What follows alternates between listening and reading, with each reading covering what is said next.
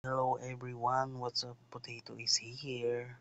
Ayun guys, share ko lang guys itong si HiFami na application, no? Kung saan pwede tayo makapag-withdraw, no?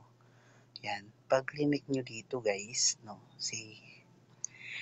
Meron tayo dito nga withdrawal, no?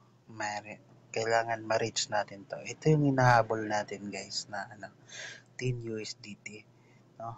10 USD. Ngayon, para ma-withdraw natin yan, kailangan natin ma-reach yan.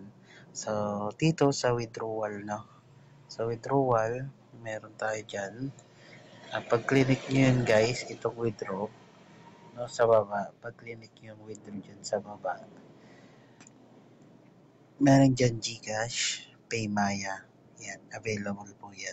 Bali, nakapag-withdraw na po tayo dito ng una, 17 pesos. Then, after 14 days, no, nakikita nyo 14 days.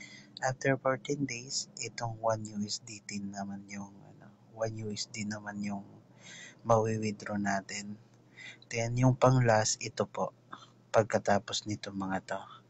Ito naman ang pang last. No, meron siyang option diyan sa baba, no. Kung pag na-reach mo yung 10 USD, pwede may option dito, no, na pwede mo siyang